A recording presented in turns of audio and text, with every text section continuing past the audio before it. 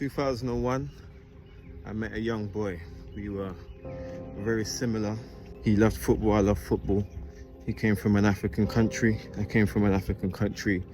We developed a relationship over the next couple of years that was strong, it was formidable. So much so that actually we had teachers often mistaken us for one another. I would often get in trouble. Okay, maybe not often, but I would get in trouble quite frequently, and teachers would look for Jess thinking that he was me, and vice versa. And me and Jess, we were both excluded from school in year 10, 2005 for the same incident. This meant that we weren't allowed to take our GCSEs, or at least complete the remainder of our GCSEs like the rest of our peers. We were in isolation for many of our lessons, and as a result, I left school with only 4 A to C GCSEs. 2007, it is 25th of August, and I get a call early hours of that morning from a good friend of mine who tells me that Jess tragically passed away in a car accident. He passed away with 2 other friends, leaving 2 other friends in that same car critically injured. As you can imagine, this rocked my world. It was 2 weeks before I was to begin my A-levels. I had lost 3 friends all at the same time in a car accident, and I had 2 other friends who were in a bad way, in a very, very bad way. Fast forward, I was able to muster my way through my A-levels, and then it gets to 2012 and I graduate from university, the first in my family, in fact. And like many young people, I had no idea what I wanted to do with my life. I started coaching young people across schools in Tower Hamlets, in Newham, and I worked in a particular school called Cubitt Town Junior School on the Isle of Dogs. And I was fortunate to come across a lovely woman called Robin Bruce, who gave me an opportunity to work in her school. So I started on a 2-week contract working with a young boy who was autistic, and then that 2 weeks turned into 5 months. And after that 5-month period, I then began to work with a young boy, and this young boy's name was also called Jess. To be exact, his name was actually Jesse. When this young man was introduced to me, I was told that he was a young boy who had significant behavioral difficulties.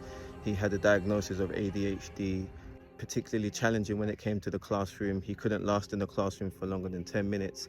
If he was in the classroom and he was having a difficult time, it was better for everyone to leave the classroom. So you can imagine my first thought in this was, okay, challenge accepted. The next 18 months was me working very closely with this young man as his one-to-one learning support assistant. And to cut the story short, I saw in that 18 months the very reason why I needed to be in education.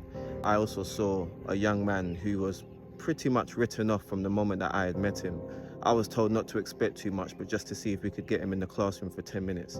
And what actually took place over the next 18 months was a young man who not only developed academically but personally, and he was able to complete his SATs. I watched him leave year 6 as a child who was able to pass his SATs in English, math and science. And so for me, that was one of the proudest moments of my life.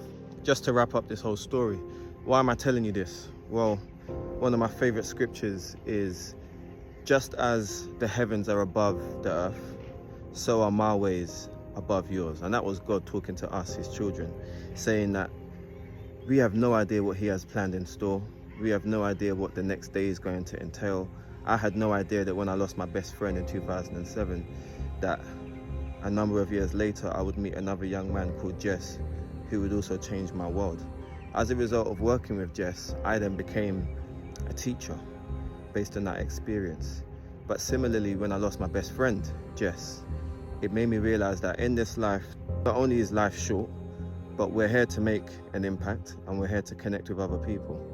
I don't think we need to overcomplicate life beyond that. And I feel like as a result of my experience with Jess, he was only 17, but the life that he led, the way he treated people, the way he made me feel, my outlook on life from the age of 17 has changed because of that.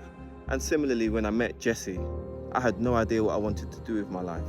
I was a young man who had struggled throughout the whole of my education, and I was in some ways lost when I met Jesse.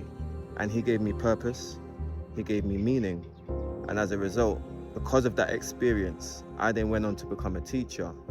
And my story after that doesn't really matter, because that story on its own tells me the impact that we can have on one another and the importance of connecting with people.